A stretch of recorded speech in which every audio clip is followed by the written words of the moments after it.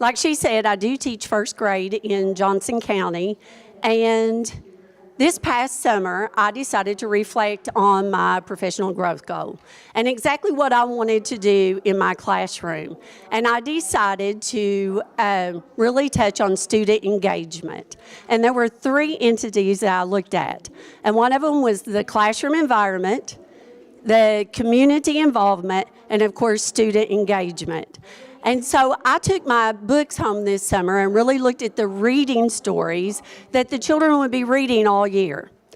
And I tried to figure out what I could do to my environment, what community people I could have come in, and how I could get my students more engaged.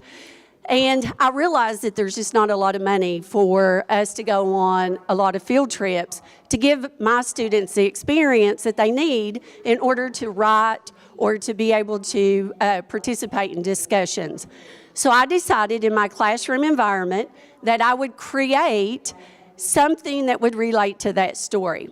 So when we read The Big Blue Box, my story became an old 1800s farm. And I raided my family's house, friends, and I found anything that was antique that I could take into my classroom. And then I went to my church because we had had a VBS previously, and it was a big farm. So I took all that in and I created that environment. And the kids could touch and manipulate and look and do all those things. And when we read the story Animal Park, I took my kids on a safari. Their desks were transformed into Jeeps. My whole class was transformed with trees and wild animals, and they wore safari hats. So we went on a safari. And then when my students, just recently, we started talking about nocturnal animals. And so my classroom right now is a bat cave. And so my students right now are sitting under stalactites and bats in the dark and learning a lot about nocturnal animals. So that kind of took care of my classroom environment and giving them an experience that they may have if they were able to go out on a field trip.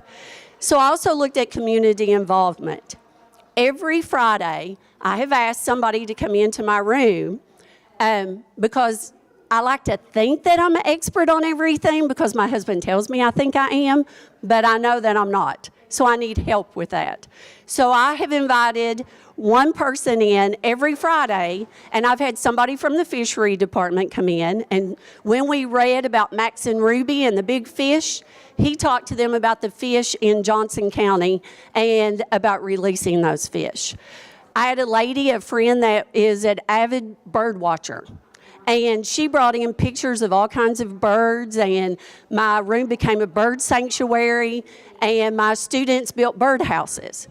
And when we couldn't go to the Mountain Home Place, I brought those people into my classroom, and we shucked corn, we strung beans, we peeled carrots, and we made stone soup, and we ate hoe cakes. So then I wanted to really get my students more engaged in what we were doing. And last year I implemented just a small maker space, and I wondered how well that would really work in my room. And a lot of the items in my maker space were consumable stuff because I could afford that, and I could easily replenish those things. And I became known as the bag lady because everybody, when they got done with the project, was seeing Google eyes and pom-poms and yarn and things that they had left over because they'd say, oh, we think you would use it, when really they were just trying to get rid of their trash. But my students were able to utilize those things. And then I raided some yard sales, and I came up with an old sewing machine, some Legos, and a few other things. And so this year I thought, how can I make that bigger than what I currently have and engage my students more in the stories that we're reading? So my ARI grant was written so that I could buy hexabugs. I know this sounds, I feel like I have a big echo in the background.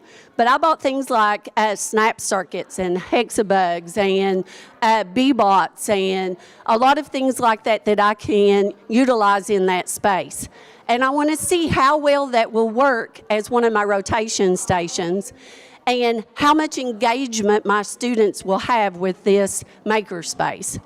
Because I want to see if this would be something that would benefit our whole school. Because you know as well as I do, when we send these projects home, do the kids really do the projects? A lot of the times we get great parent work when it comes back. And so we tend not to send projects home.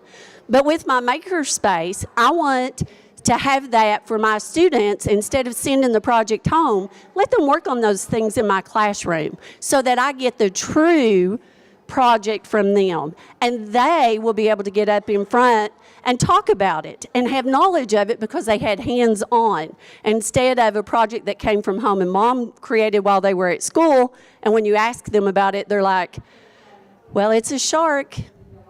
And they smile. So I'm hoping that I want to see if the amount of money spent on this makerspace, if it is beneficial to the students. And my principal's standing back there. He doesn't know this, but I really have a hidden agenda of hopefully implementing this for our entire school eventually down the road so that they have access to stuff. I have a lot of kids who go home and they don't have access to some of the materials they need. And if that's there for them, there's no excuse why they can't complete a project or the activities that we have. Any questions? Okay, thank you.